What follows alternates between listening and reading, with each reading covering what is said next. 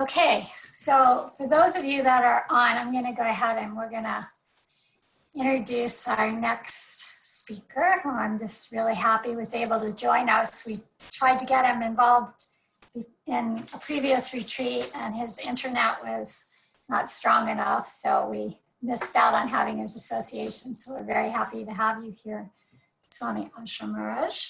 And he is a disciple of Srila Prabhupada. Spent many years in the Grihastha ashram, raising children and doing all the duties, wonderful duties that a Grihastha does. Was a professor in universities, teaching. Always was giving classes and teaching the devotees as well. And he has also written many articles, and recently his book that he authored, Oh My Friend, has come out in a new edition, which is available in a hard copy now, and is available on Amazon. So we're really excited about that happening. And he is currently living in Hawaii. How do they say it? Hawaii. And we're missing his association across the ocean, so we're just thrilled that you were able to join us today. And he's going to be doing his talk today on seeking the shelter of the holy name. Is that correct? Is that the title? That's what I hear. Yeah, okay. Okay, so I am going to go ahead and turn this over to you. We have the recording going and everything looks good. Okay. This is my inaugural experience with Zoom, which is a good thing because I have a plan to do more, hopefully starting really soon. And I'll start with something I've done before in a different context, Nectar of Devotion and Bhakti Rasamrita Sindhu. So this is a kind of interesting. I've given classes online, but it's just audio. So, actually seeing people, well, I don't know. It might be distracting. It might be inspiring. We'll see. Probably a little of both, just because of my nature. Okay, so I'll start. Om Jnana-timirandhasya Jnananjana-shalakaya Chakshurunmilitam Jena Tasmai Shri Gurave Namaha. Mukhaṁ karoti vachalam pangum langhaya te girim jatkripatamaham bande Shri Gurum Dinataram. Shri Chaitanya Manopishtam Stapitam Jena Bhutale Svayam Rupakadamayam Dadati Swapadantikam. Pancha kalpatarubhyascha kripa sindhobhya eva cha patitanam pavanebhyo vaishnavebhyo namo namaha. Is the sound okay? Okay.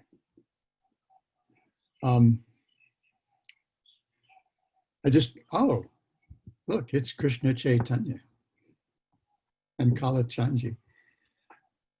Talk about faces I miss. You mentioned missing me. I'm the one in the middle of the ocean, and it's nice. It doesn't get cold here. It doesn't get too hot, but I do miss the devotees whose company I've become so accustomed to over the last few years. So this is a really nice opportunity. Padmanabha Maharaj and Archana tried to get me, as Archana mentioned, tried to get me involved in the previous Japa retreat. I had this brilliant idea that I do it from Srila Prabhupada's room upstairs from the temple here in Honolulu, where he spent between 1975, well, in 1975 and 1976, I think they say he spent about 5 months in that room translating and Srimad Bhagavatam and meeting with devotees.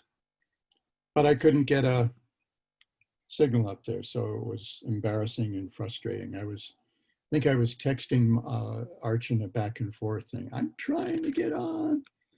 And she said, keep, and finally I just had to throw in the towel. So today I'm just doing it from my little hut here. So if some of the mess shows up, please pardon me. Padmanabha Mara, it appears that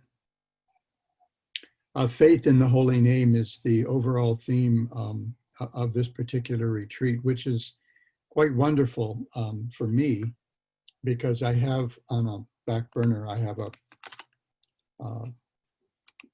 what should be a rather immersive project that I want to work on, and that is exploring Sharanagati from different angles of vision. And he asked me to speak specifically on, oh, there's Saki, to speak specifically on taking shelter of the holy name. And I thought that was just really insightful and kind of him. And I think it's particularly appropriate because,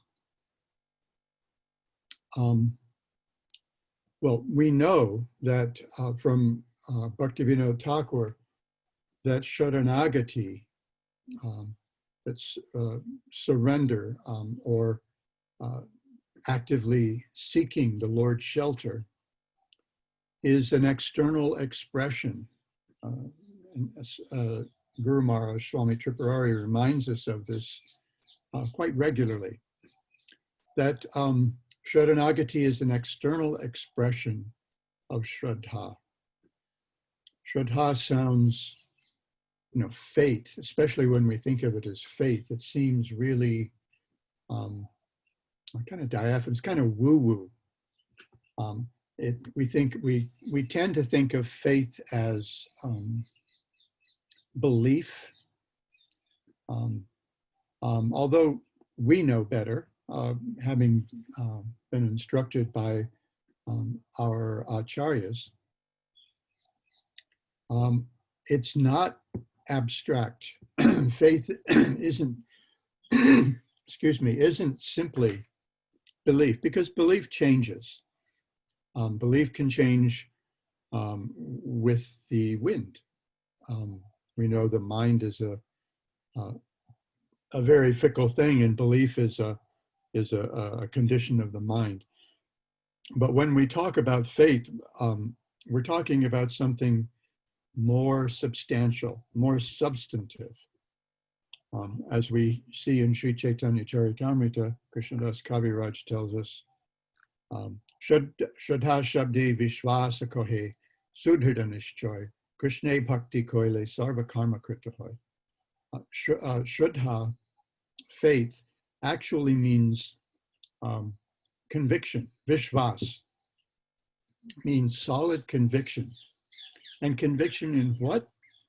That by engaging in Krishna Bhakti, everything else that we might want to attain becomes easily available to us. Everything that we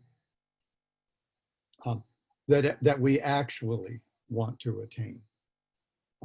So when we talk about Sharanagati and Shraddha, Sharanagati is how we express that conviction. And as I've pointed out, when we talk about Shraddha as conviction, it's conviction born of experience. We may believe, we may believe America's the greatest country in the United States, or we may believe that the absolute truth is a little boy with darkish skin who likes to mess around in the forest all day with his buddies, and at night with the local girls. Or we might believe that someone is very intelligent, or we might believe so many things, and those beliefs come and go. that one American political figure once back in the 80s, one judge cited Winston Churchill as saying, if someone's not a liberal when they're young and a conservative when they're old, then they're not very bright, or something to that effect. That's just a belief in conservatism or liberalism, and those things change, as Churchill noted. This is a mutable thing. But conviction born of experience. Vishvasa means conviction. It means solid. It just means conviction. It means that you can't be budged. You can't be moved from that position because of your experience.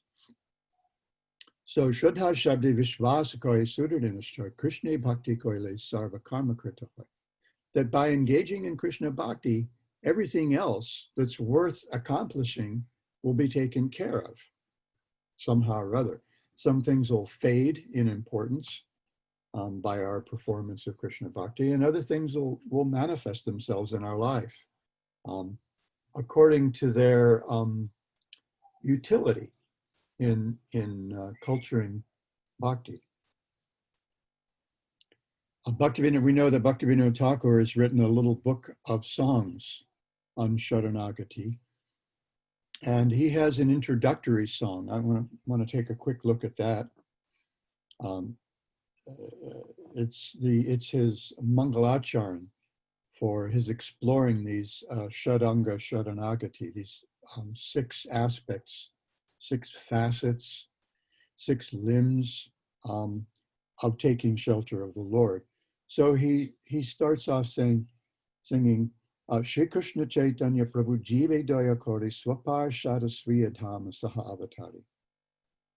Out of kindness, out of mercy for the living entities, Shri Krishna Chaitanya Mahaprabhu descends with his associates from his own abode. Atyanta Durlabha Prema Koribari Dan Shikaya Sharanagati Bhakatera Pran. And in order to distribute the most rare form of prema, anarpita chitim, he teaches Sharanagati, which is the life of the devotees. This is an extraordinary statement. This is what Lord Chaitanya teaches, according to Bhaktivinoda Thakur. He teaches us Sharanagati. And that this Sharanagati, the devotees come to see this as the very life of their soul. So we're always seeking shelter. We seek shelter of one thing or another. We may seek shelter of academic degrees or a big job or a position or having a nice wife or husband or a nice house or something like that. But these things are all fallible soldiers. They can't be counted on. Even our family, however much they love us, we have to give up their company one way or another sooner or later. And I think probably everyone here has experience of that. Even the youngest among us may have lost grandparents that we knew and loved. Some of us many of us, because there are a couple of us here getting close to 30, have lost our parents, brothers and sisters. Some of us even our children, which has got to be one of the most difficult things for people to bear in this world. After all, Krishna describes, as I like to point out, describes the material world with 2 words in the Bhagavad Gita, Dhukalayam Ashashvatam. It's a place of dukkha, which we generally read as suffering, but that suffering can just be inconvenience. You know, somebody cuts us off and takes the parking spot we had our eye on, or the Guru Maharaj likes to sometimes talk about the clerk at the checkouts being a little slow, or just even sometimes it's just inconvenience, or wearing our protective mask, when we go into a store or something like that. So that's inconvenience. And then, there are degrees of suffering that we hear about. And sometimes when we hear about them, if we hear about too many of the varieties of suffering, or sometimes just the extent of the number of people suffering, or the kinds of suffering that they go through, it becomes sometimes unbearable for those who are a little soft-hearted. I was listening to a podcast that I occasionally listen to the other day, and the woman who does the pod she lives in Minneapolis. So I don't remember exactly what the whole podcast was about, but because she lives in Minneapolis, she decided to take some time to add some remembrance of Mr. Floyd, who was killed by a police officer a few weeks ago in Minneapolis. This is the fellow who the cop kneeled on his neck for 8 minutes and 46 seconds and ignored his pleas. Anyway, the whole thing is it's a little hard to think about. But, and then at the very end of her podcast, she said, "You may notice that the background sound has changed. I'm in downtown Minneapolis." I was going to say something about George Floyd, but I think I'm just going to sit here silently for 8 minutes and 46 seconds, and I invite you to join me. And my immediate thought was, I don't think I can. I just, I may have to go, I thought maybe I should, but I just don't think I can right now. It was just too much. And there are other instances that I've talked about sometimes when you think about just the things that we do to each other, to other human beings. And then you think, oh my God, that's just the humans. There's so many animals and plants that suffer in so many ways. So out of kindness to the devotees, out of kindness to all the living entities, Atyanta durlabha prema koribaridan shikaya sharanagati bhakate apran. Lord Chaitanya has he's taught us sharanagati, which is actually how we approach the Lord. And then he lists the different angas. In Bengali and in as those of us who've studied Bhaktivinoda Thakur's Sharanagati we sometimes remark that the order is reversed from what we're accustomed to in the other Shastras. So he starts with humility. Dainya Atma Nivedana Goptatve Varam Abhashya Rukshibe Krishna Vishvasa Palan Bhakti Anukula Matar Karya Svikar Bhakti Pratikula Bhava Varjanangikar. Humility, self-surrender, Atmanivedana. Sometimes Srila Prabhupada would translate Atmanivedana or Atmanikshepa as having no interest separate from the interest of the Lord. In other words, my life's not really about me anymore. I'm not the focus of my life anymore. And that is ultimately the sadhaka's life. That my life is all about Krishna. Some of us came across this prayer, and I remember reading it back in 1970 in Teachings of Lord Chaitanya. My dear Lord Krishna, although I have forgotten you for so many long years in this material world, now I am surrendering to you. I am your sincere and serious servant. This is, I think, given in Lord Chaitanya's teachings to Sanatana Goswami, maybe in chapter 22 of Madhya Lila. And then after that, he adds a promise that Lord Ramchandra makes, I think, to Vibhishana in the Ramayana, that if somebody comes to me and says, and if someone can approach me just once, sincerely, and say, my dear Lord, from this day I am yours, that devotee will never have anything to fear because I take him under my care. So Atmani Vedana, Goptritvevaran, accepting the Lord as our exclusive maintainer. Avasya Rukshebe Krishna, Rakshashatiti Vishvasa, again the conviction that Krishna will protect me in all circumstances. Bhakti Anukula Mata Karye Svikar. So Bhakti Anukula means accepting, happily accepting whatever is favorable to the culture of bhakti. And then Bhakti Pratikula Bhava Varjanangikar, neglecting or rejecting things that create obstacles to the culture of bhakti. So these are the angas of bhakti. And Bhaktivinoda Thakur continues by praying, Sharanga Sharanagati Hoi Bejaha Tahar Prarthana Shune Sri Nanda Kumar.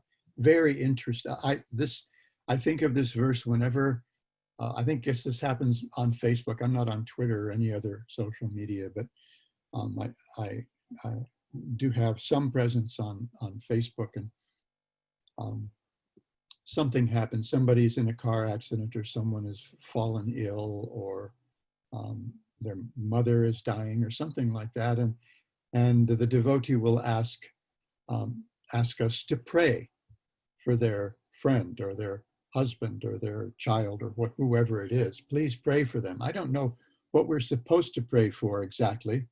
There's so many prayers. And my sense has been, especially after having seen the film of, it's a film based on a play called Shadowlands about C.S. Lewis.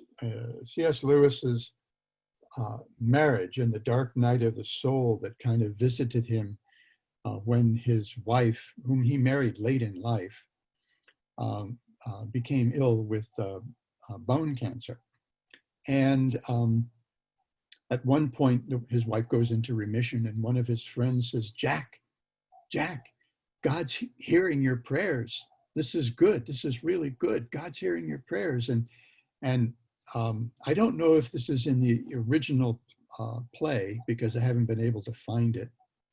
And I haven't been able to find this in Lewis's writings either. But it's a wonderful moment in the film where he says, that's not why I pray.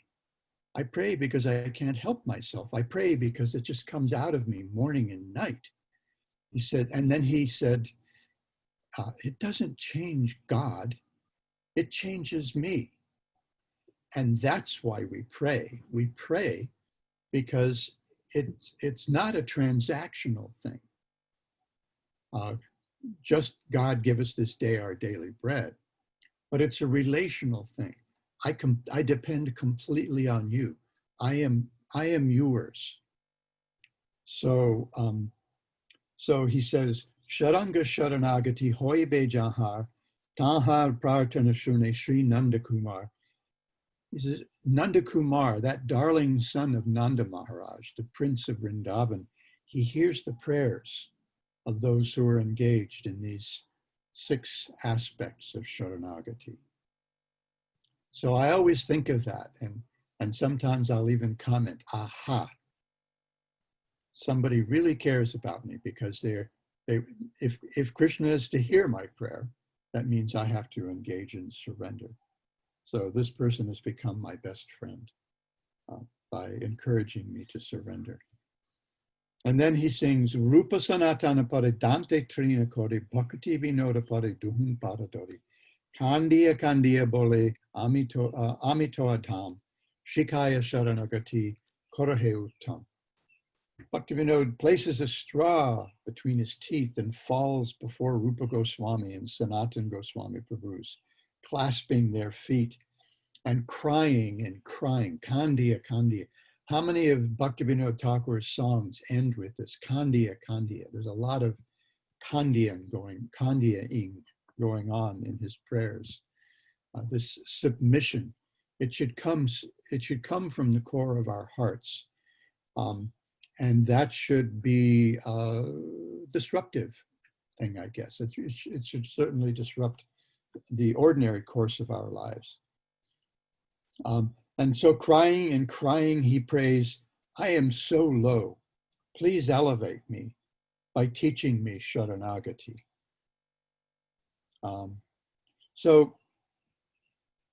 That's how Bhaktivinoda Thakur opens how he introduces his Sharanagati prayers. That this is such an important part. This is really the core of our spiritual life in so many ways, as he says, Bhakteya Pran. It's the life of the devotees. The Sri Vaishnavas see Sharanagati as their core practice, as far as I understand. Lord Chaitanya has presented it as something more. So what does this have to do with the holy name? Well, we know that the holy name is non-different from Krishna. And so when we talk about Sharanagati, we think of it as taking shelter of the Lord. But when we understand that the holy name is the most munificent manifestation of the Lord, and particularly in our age, Nam Sankirtan is the chief spiritual practice for this age. Then we can see that taking shelter of the holy name is really our business, and developing faith in the holy name is the essence of our practice. If we look at the 9 stages of bhakti that are described in Bhakti Rasamrita Sindhu and discussed extensively in Vishwanath Chakravarti Thakur's Madhurya Kadambini, what we see, it starts with a little bit of faith, Adav Shraddha, and progresses through the different stages of bhava and prema. And what that really is a growing of our faith, a thickening of our faith. So, I mean, that's really what spiritual progress is. Our conviction that our service to Krishna is the essential part of our life. Everything else is going to come and go. All the other things are going to come and go. As Archana mentioned, I was in family life for 40 years. Spent many years living with 3 women, but now I live alone. So that stuff's gone. I used to teach at colleges and universities. That stuff's gone. I used to be young and kind of nice looking and a little hip. That stuff's gone. Now I'm an old man and falling apart. I dare not smile too broadly because I broke a front tooth a few days ago. And so I just look like, I don't know, Alfred E. Newman or something. If one of my Archana is sharing her toothy smile. I'm really shy about doing that anyway, but especially right now. You want to see? Cool, huh? So we're falling apart. Even this whole old rig that I'm stuck in, this old camper, that's falling apart. I remember reflecting on how long my father lived. He didn't have quite the lifestyle that we have, nice, clean vegetarian diet and avoiding a lot of bad habits or anything. And when he was young, just before I was conceived, he participated in a couple of atomic bomb tests, but he lived to be almost 95 years old. And so every once in a while, I have to remind myself, I could be stuck in this rig for another 20 or 25 years, for goodness sake. Time to start getting my oil changed and lube jobs and stuff like that. Got to start taking care of this thing. So all these things come and go. But what hasn't over the last 50 plus years now has been like Lord Chaitanya's and Srila Prabhupada's mercy, the association of the Vaishnavas and opportunities for serving the Vaishnavas and the Guru Parampara and for serving the holy name. So Lord Chaitanya begins his Shikshastakam, and we'll hear more about this tomorrow from Guru Maharaj. I'm going to try really hard to organize, to organize my life tomorrow so that I can participate live rather than just watching a recording later, but I'm not sure I'll be able to pull that off. But he's going to talk specifically about how in the first verse of the Shikshastakam, Lord Chaitanya teaches in such a way as to awaken faith in the process of chanting the holy name. But I want to address that just a little bit, kind of introduce the idea that Lord Chaitanya says, Cheto Darpanam Arjunam Bhavamaha Davagni Nirvapanam Shreya Kairavachandrika Vitaranam Vidyabhatu Jivanam Anandam Buddhivartanam Pratipadam Purnamrita Swaranam Sarvatma Snapanam Param Bijayate Shri Krishna Sankirtanam Param Bijayate Shri Krishna Sankirtanam. That's how Guru Maharaj starts his commentary. Param Bijayate Shri Krishna Sankirtanam. This is our core practice, and it will overcome everything. Just as we hear from Srila Vishwanath Chakravarti Thakur that bhakti is the most powerful practice of all. The Vedas themselves, there's something called the Matara Shruti, and there's a verse that says, bhakti has the power to show us Krishna. Bhakti has the power to bring us to Krishna. Bhakti has the power to overcome Krishna. Therefore, bhakti is the most powerful thing of all. Somebody was talking yesterday, one of the devotees here was talking about how, well, some people are able to take to Krishna consciousness maybe because of some good karma. And anybody who knows me well enough knows that there were probably red lights flashing, klaxons going, auga, auga. And I just turned and I looked him right in the eye and I said, not even. Bhakti has nothing to do with karma. Bhaktya sanjataya bhaktya.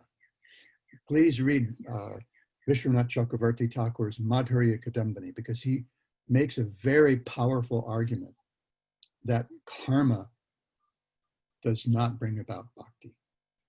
Good karma does not bring about bhakti. Lifetimes of good karma does not bring about bhakti.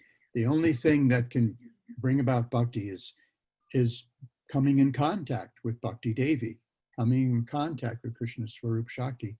And we do that through the association of devotees. So bhakti is the most powerful thing of all. And here Lord Chaitanya is telling us, Param Vijayate Shri Krishna Sankirtanam, our getting together to chant the holy names, to help each other grow our faith in the holy names by growing our experience of the holy name. That's the most powerful thing, and it will overcome everything, even our anarthas. When we start acting humble, I guess I can't put it any more plainly than that.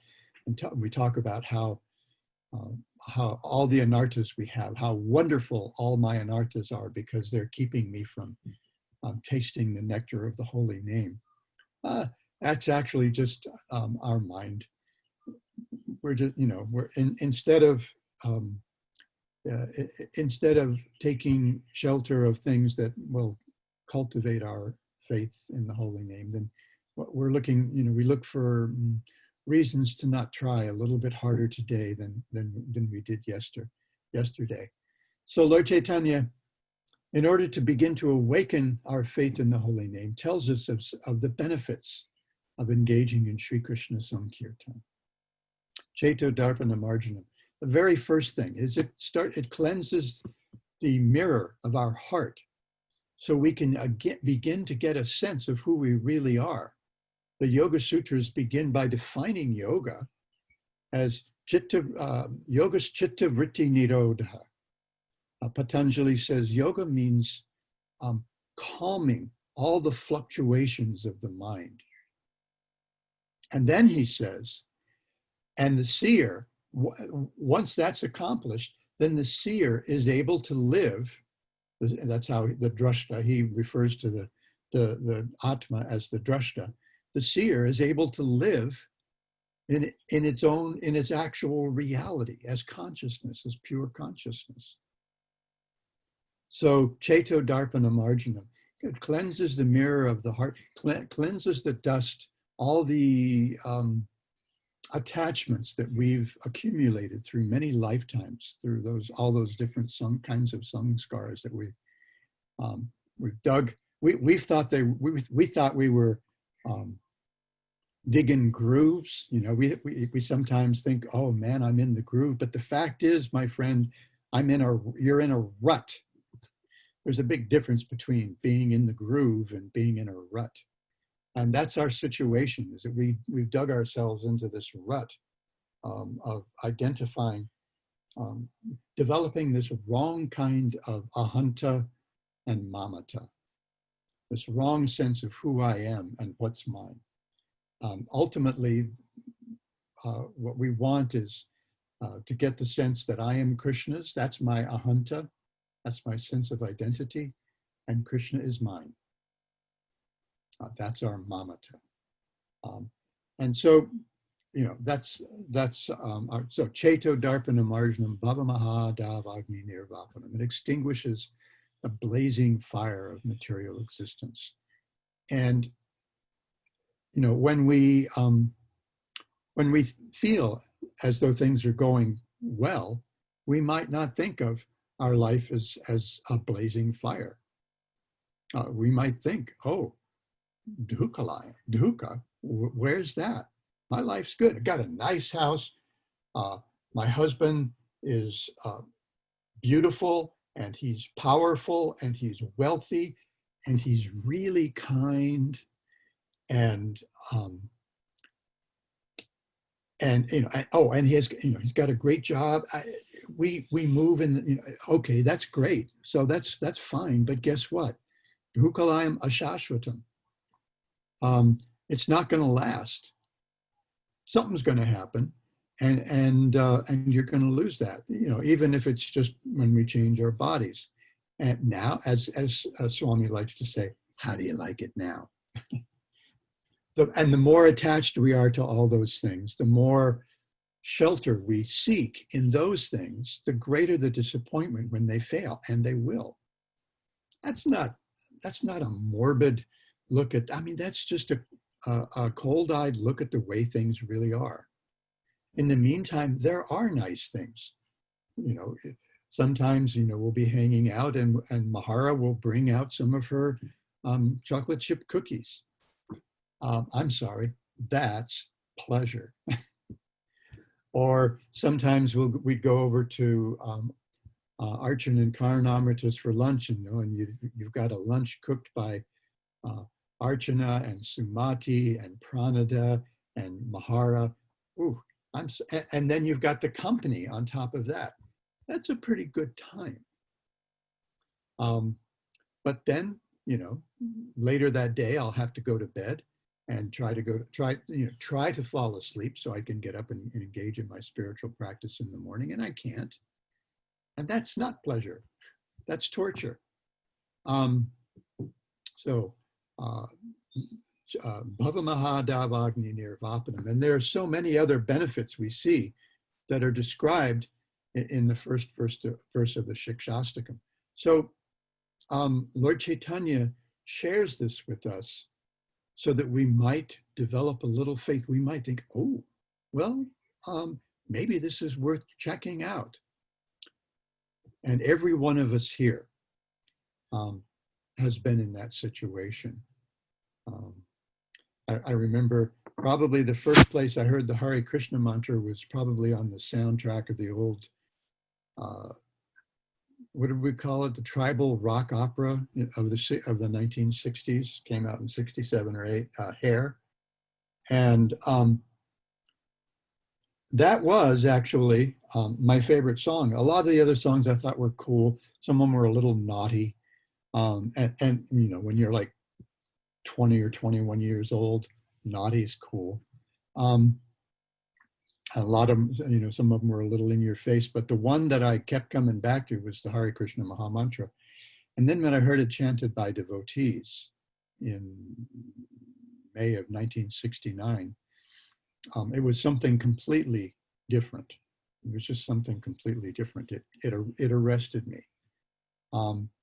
And I thought, And eventually, after a few months of trying to keep my distance, a distance between the devotees and myself, at one point, I was caught off guard by one of the devotees invited to the Sunday Love Feast at Queen Surf Park in Waikiki. And I went, I went thinking, okay, if I'm going to go chant with the Hare Krishna devotees, I'll just go with an open mind and an open heart, and just see what Hare Krishna does. Boys and girls, take it from me, don't try this at home. It's very dangerous. Approaching the holy names with an open heart. Oh, come on in and do what you're going to do. Well, he comes in with his broom and he starts sweeping away that dust really, really hard, to the extent that when I went back to my place that afternoon, I felt like I had it wasn't very well formed, but I felt like I had a different perspective on everything. And I thought, okay, let me give this a shot. Let me, and I found myself associating with the devotees, studying Bhagavad Gita and then Srimad Bhagavatam. Very dangerous. So, the holy name is Krishna, and the holy name can give us, just as Krishna can give us anything. Krishna helped his friend Sudama out, his old school chum, Sudama out, by giving him wealth that was beyond his imagination. Even though Sudama approached him reluctantly, I guess reluctantly is a soft way of putting it. He really was like kind of dragging his feet. I'd love to see Krishna, but asking him for something, I don't know. That's just not my thing. So he didn't. He just went to see Krishna. And when he got back, his whole life had been changed, simply by his sincere approach to Krishna. So the holy name can give us everything. And so I want to end with another song that we find in Bhaktivinoda Thakur's Sharanagati. And this is at the end. And I don't know if it's like an epilogue or what, or whether, I don't know. I haven't studied the Sharanagati enough, and I'm sure this will be part of my life once I'm able to turn my attention to wholeheartedly to that project.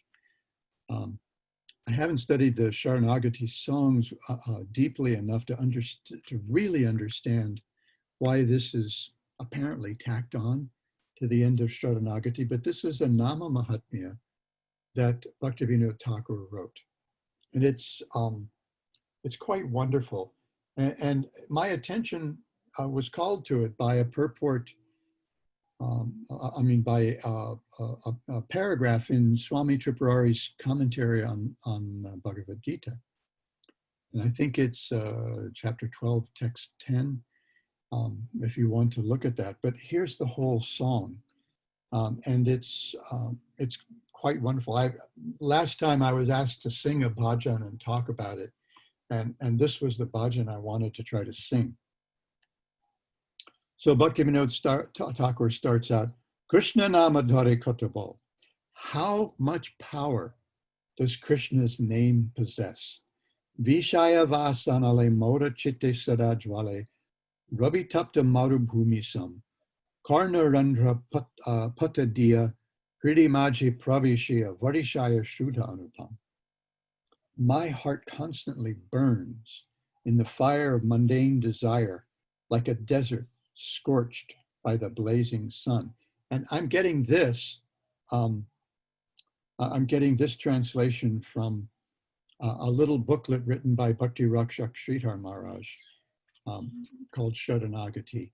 And it's his it's a look at Sharanagati other than Prapanna Jivanamritam. It was a completely different perspective.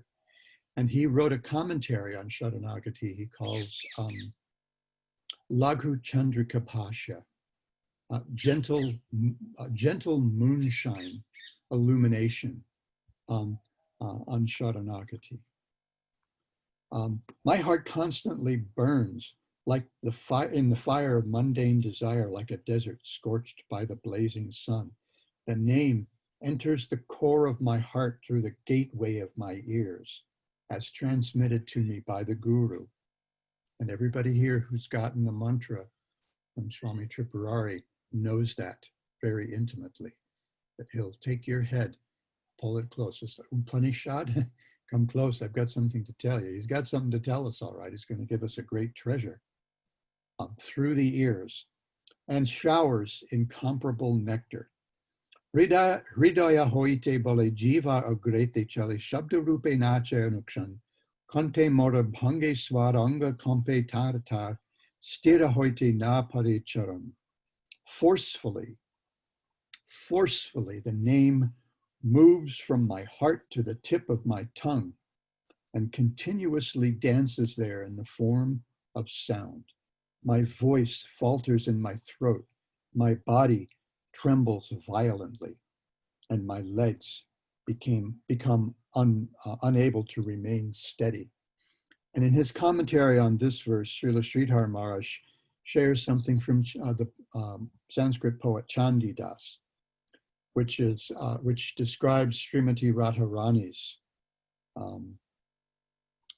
experience of the holy name. She says, Sham's name entered through my ears and into the core of my being and overwhelmed my heart.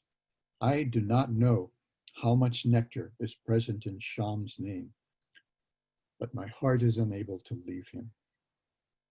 So then he continues, Bhaktivinoda Thakur continues, Chakshe dhara gehi karma, pulakita shabacharma, vivarna hoila kolivar, Muchita hoila mana, pralayera agamana, bhavi sarva deha jaraja. Kore eta upadraba, chitte varshe shuddha draba, moridari premier sagare, kichuna bhujite dila, moritabatula koila, morachite bitta sabhari. Tears stream from my eyes. Perspiration soaks my body. My hair stands on end.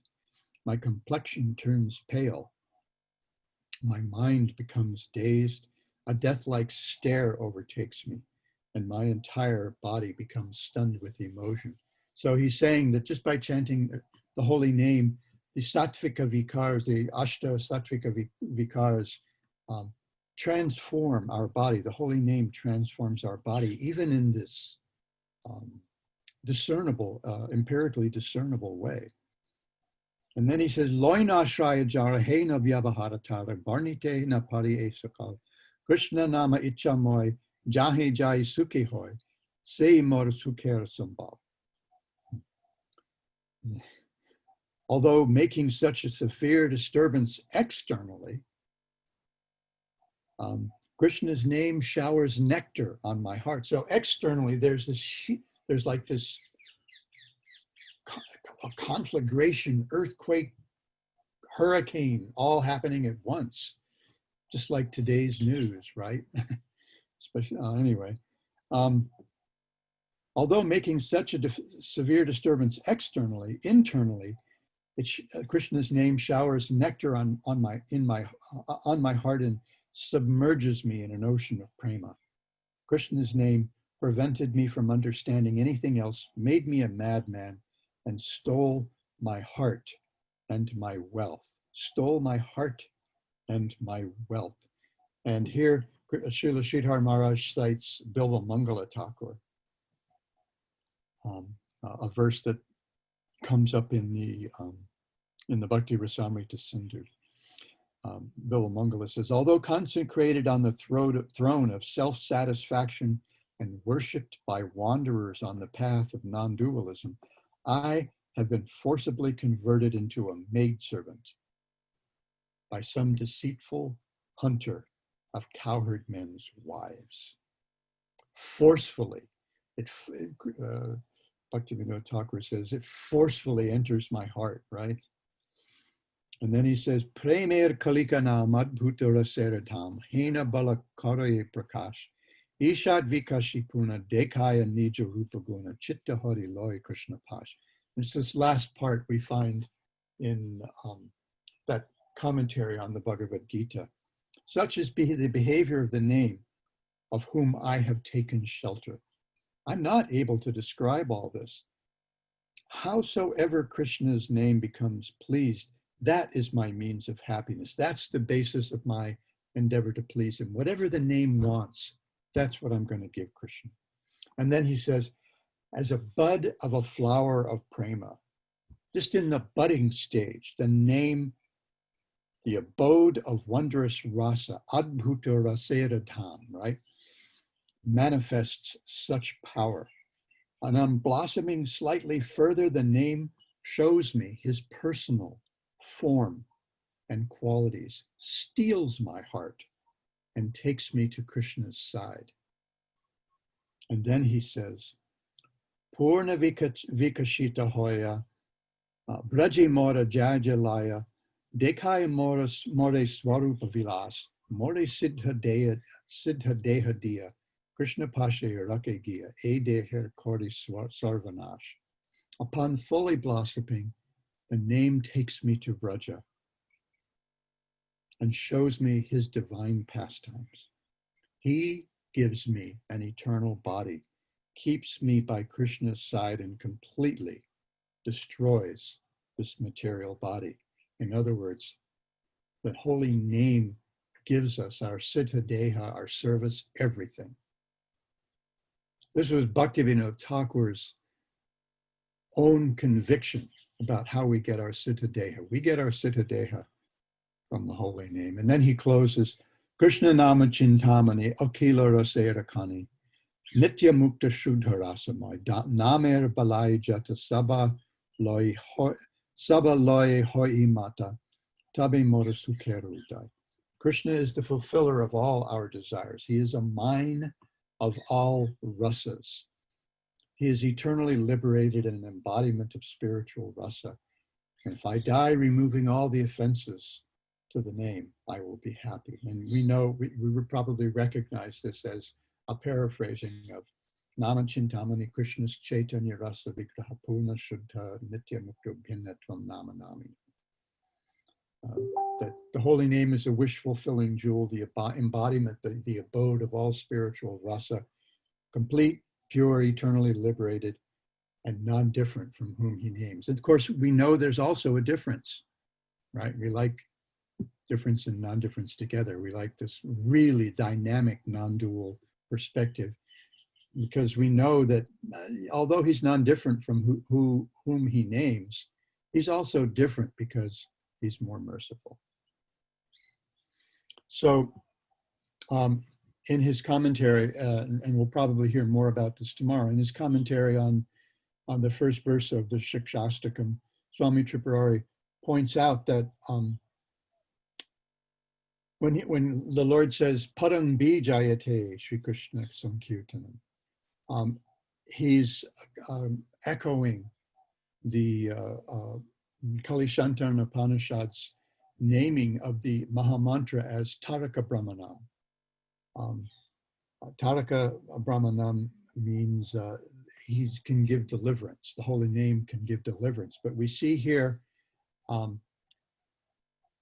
that he is also Paraka Brahmanam, fully competent, not just to deliver us from the forest fire material existence, but to give us Krishna Prema, to bring us directly to Krishna's lotus feet.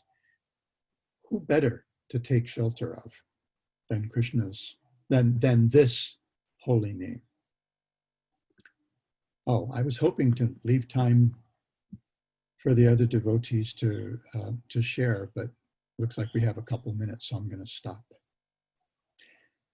Thanks. Thank you so much, Ashrama. That was a wonderful class and worth waiting for. So now you're going to be on, you're going to be on the speakers panel every time.